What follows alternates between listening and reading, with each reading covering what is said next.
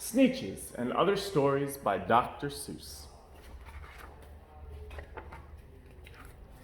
Now, the star-belly Sneetches had bellies with stars.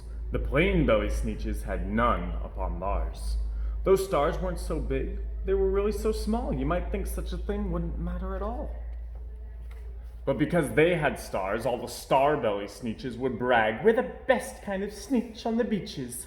With their snoots in the air, they would sniff and they'd snort. Will have nothing to do with the plain-belly sort. And whenever they met some, when they were out walking, they'd hike right on past them without even talking. When the star-belly children went out to play ball, could a plain belly get in the game? Not at all. You only could play if your bellies had stars, and the plain-belly children had none upon theirs. When the star-belly Sneetches had Frankfurter roasts, or picnics, or parties, or marshmallow toasts, they never invited the plain-belly Sneetches. They left them out cold in the dark of the beaches. They kept them away, never let them come near. And that's how they treated them year after year. Then one day, it seems, while the plain-belly Sneetches were moping and doping alone on the beaches, just sitting there wishing their bellies had stars, a stranger zipped up in the strangest of cars. "My friends," he announced in a voice clear and keen, "my name is Sylvester McMonkey McBean, and I've heard of your troubles, I've heard you're unhappy, but I can fix that, I'm the fix-it-up chappie. I've come here to help you, I have what you need, and my prices are low, and I work at great speed, and my work is 100% guaranteed." Then quickly Sylvester McMonkey McBean put together a very peculiar machine. And he said, "You want stars like a star-belly Sneetch? My friends, you can have them for $3 each. Just pay me your money and hop right aboard." So they clambered inside. Then the big machine roared, and it clonked, and it bonked, and it jerked, and it burked, and it bopped them about. But the thing really worked. When the plain-belly Sneetches popped out, they had stars. They actually did. They had stars upon theirs. Then they yelled at the ones who had stars at the start, "We're exactly like you. You can't tell us apart. We're all just the same now, you snooty old smarties, and now we can go to your Frankfurter parties." "Good grief," groaned the ones who had stars at the first. "We're still the best Sneetches, and they are the worst. But now, how in the world will we know," they all frowned, "if which kind is what, or the other way round?"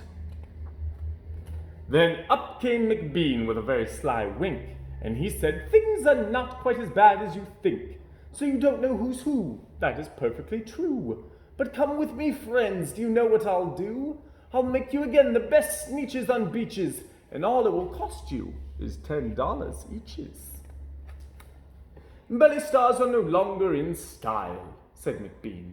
"What you need is a trip through my star-off machine. This wondrous contraption will take off your stars, so you won't look like Sneetches who have them on theirs."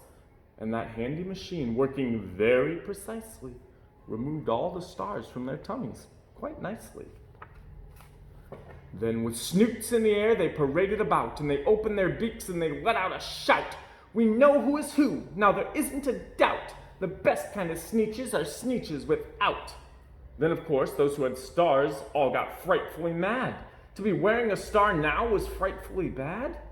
Then, of course, old Sylvester McMonkey McBean invited them into his star-off machine.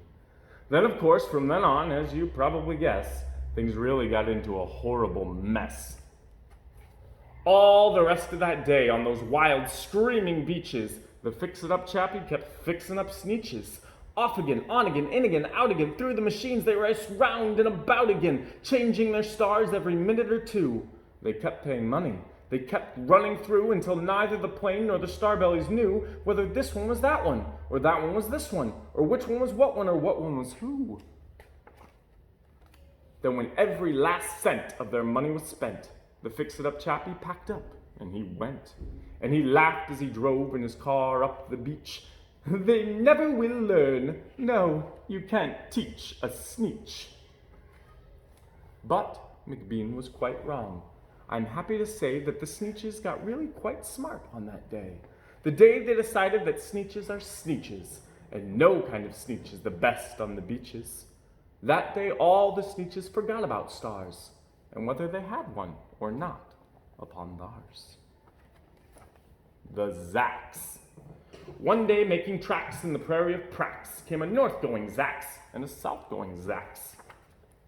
And it happened that both of them came to a place where they bumped. There they stood, foot to foot, face to face. "Look here now," the north-going Zacks said. "I say, you are blocking my path. You are right in my way. I'm a north-going Zacks, and I always go north. Get out of my way now and let me go forth." "Who's in whose way?" snapped the south-going Zacks.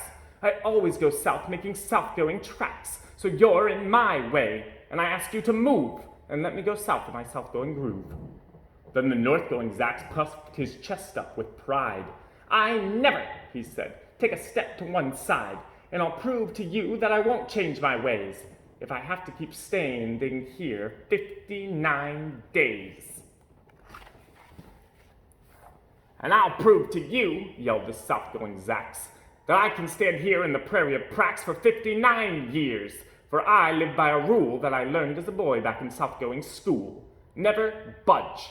That's my rule. Never budge in the least, not an inch to the west, not an inch to the east. I'll stay here not budging, I can and I will, if it makes you and me and the whole world stand still." Well, of course the world didn't stand still. The world grew. In a couple of years, the new highway came through and they built it right over those two stubborn Zacks and left them there standing unbudged in their tracks. Too many Daves. Did I ever tell you that Mrs. McCabe had 23 sons and she named them all Dave? Well, she did. And that wasn't a smart thing to do. You see, when she wants one and calls out, "Yoo-hoo, come into the house, Dave," she doesn't get one. All 23 Daves of hers come on the run. This makes things quite difficult at the McCabeses, as you can imagine with so many Daves. And often she wishes that when they were born, she had named one of them Bodkin Van Horn, and one of them Hoosfoos, and one of them Snim, and one of them Hotshot, and one Sunny Jim, and one of them Shadrach, and one of them Blinky, and one of them Stuffy, and one of them Stinky. Another one Put-Put, another one Moonface, another one Marvin Grabble Balloon Face, and one of them Ziggy, and one Soggy Muff, and one Buffalo Bill, and one Biffalo Buff, and one of them Sneepy, and one Weepy Weed, and one Paris Garters, and one Harris Tweed, and one of them Sir Michael Carmichael Zut, and one of them Oliver Bolivar Butt, and one of them Zanzibar Buck McFate. But she didn't do that, and now it's too late. What was I scared of? Well, I was walking in the night, and I saw nothing scary, for I had never been afraid of anything, not very. Then I was deep within the woods when suddenly I spied them. I saw a pair of pale green pants with nobody inside them. I wasn't scared, but yet I stopped. What could those pants be there for? What could a pair of pants at night be standing in the air for? And then they moved, those empty pants. They kind of started jumping, and then my heart, I must admit, it kind of started thumping. So I got out. I got out fast as I could go, sir. I wasn't scared, but pants like that, I did not care for. No, sir. After that, a week went by. Then one dark night in Greenwich, I had to do an errand there and fetch some Greenwich spinach. Well, I had fetched the spinach.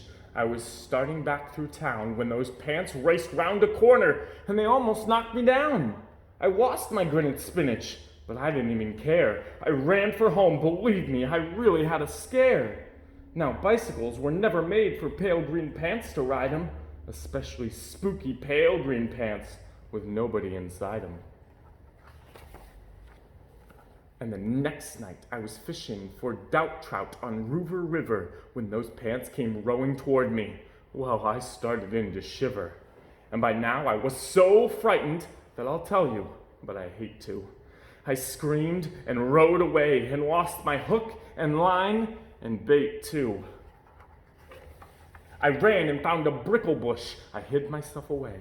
I got brickles in my britches, but I stayed there anyway. I stayed all night, the next night too. I'd be there still, no doubt, but I had to do an errand, so the next night, I went out. I had to do an errand. I had to pick a peck of snide in a dark and gloomy snide field that was almost 9 miles wide. I said, I do not fear those pants with nobody inside them. I said, and said, and said those words. I said them, but I lied them. Then I reached inside a snide bush, and the next thing that I knew, I felt my hand touch someone, and I'll bet that you know who. And there I was, caught in the snide, and in that dreadful place, those spooky empty pants and I were standing face to face. I yelled for help. I screamed, I shrieked, I howled, I yowled, I cried, oh, save me from these pale green pants with nobody inside. But then, a strange thing happened. Why, those pants began to cry. Those pants began to tremble. They were just as scared as I.